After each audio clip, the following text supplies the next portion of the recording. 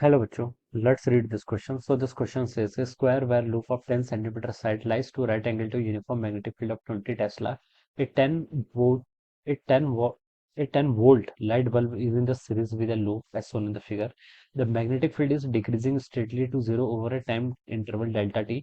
The bulb will shine with full brightness if delta t is equal to, ठीक है, delta T की value हमसे बताना है कि बल्ब आपकी देखिए क्या कर रहा है, फुल ब्राइटनेस के साथ क्या कर रहा है, जल रहा है, ठीक है, साइन कर रहा है। If delta T is equal to कितने टाइम डेल्टा टी के लिए, वो आपको यहाँ पर कैलकुलेट करके बताना है, ठीक है। तो देखिए बच्चों, इस क्वेश्चन का की कॉन्सेप्ट आप क्या लिख सकते हैं, इंड्यूस्ड ईएमएफ लिख लीजिए। क्या लिख लीजिए? Induced EMF. This will be the key concept of this question. Bulb देखिए आपका साइन क्यों कर रहा है, देखिए बल्ब पर यहाँ पर कोई एक्सटर्नल सोर्स तो कनेक्ट ही नहीं है, ठीक है। बल्ब आपका इस तरीके से बल्ब कनेक्टेड कर रखा है, ठीक है, बल्ब आपका कनेक्टेड है। और ये आपकी एक क्या है, स्क्वायर लूप है, ठीक है, ऐसे बल्ब आपका ग्लो कर रहा है। पहले तो आप ये सोचिए, देखिए इस पर तो कोई केमिकल सेल अटैच नहीं है, तो बल्ब ग्लो क्यों कर रहा है? बल्ब ग्लो कर रहा है, इसका मतलब देखिए यहाँ पर आपका कोई ईएमएफ इंड्यूस हो रहा है, ठीक है। यहाँ पर देखिए आपका मैग्नेटिक फील्ड क्या है, इनटू द स्क्रीन है, मैग्नेटिक फील्ड आपका इनटू द स्क्रीन है, ठीक है। मैग्नेटिक फील्ड आपका डिक्रीज कर रहा है, ठीक है। मैग्नेटिक फील्ड देखिए बोल रखा है 20 टेस्ला था इनिशियली, और स्ट्रिक्टली क्या मतलब कांस्टेंट रेट से क्या कर रहा है, डिक्रीज कर रहा है, ठीक है। कितना हो जाएगा आपका, जीरो के इक्वल हो जा रहा है, ठीक है। तो मैग्नेटिक फील्ड चेंज हो रहा है, इसका मतलब इससे जो ये आपका स्क्वायर लूप है, इससे मैग्नेटिक जो फ्लक्स होगा वो भी चेंज हो रहा है। मैग्नेटिक फ्लक्स के चेंज होने से आपका ईएमएफ इंड्यूस होता है, ठीक है। यही फैराडे की लॉ थी। फैराडे ने क्या बोला था, ईएमएफ इंड्यूस किसके इक्वल होता है, आपका minus D five by D T के इक्वल होता है, ठीक है। Rate change of magnetic flux, rate of change of magnetic flux, flux के चेंज होने के कारण आपका ईएमएफ इंड्यूस होता है।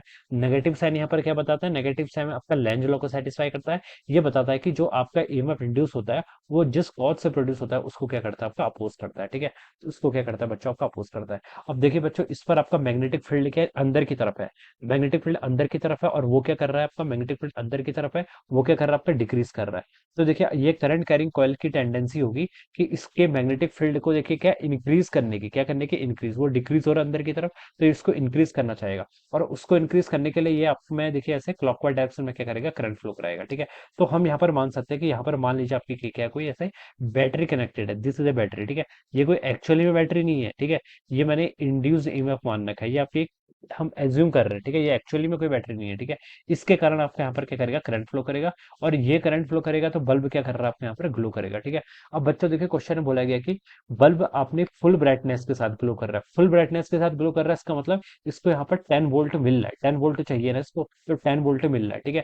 तो ये जो ईएमएफ इंड्यूस होगा वो कि इसकी वैल्यू कितनी होगी, आपकी 10 वोल्ट के इक्वल होगी, तभी तो ये आपका ग्लो करेगा फुल ब्राइटनेस के साथ, ठीक है। अब हमसे बोल रखा है कि डेल्टा टी टाइम के लिए कर रहा है, उस डेल्टा टी टाइम की हमें यहाँ पर वैल्यू बतानी है, ठीक है। इसका मतलब डेल्टा टी टाइम के लिए यहाँ पर इंड्यूस कितना होगा आपका, ये 10 वोल्ट के इक्वल होगा, तो बस इसकी वैल्यू बतानी है, ठीक है।